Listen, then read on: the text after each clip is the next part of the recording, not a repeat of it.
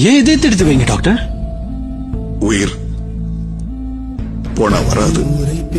ஆமா சார், அவன் உயிர் போனா திரும்பி வராது.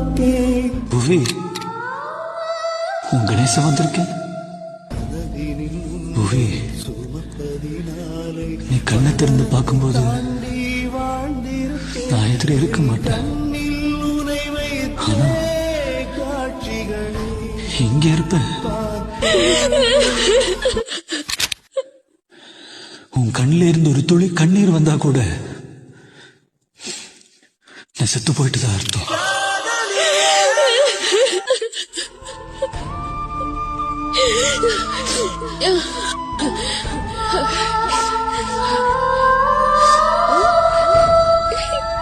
இந்த உலகத்துல என்ன விட கொடுத்து வச்சவங்க யாருமே இருக்க மாட்டாங்க.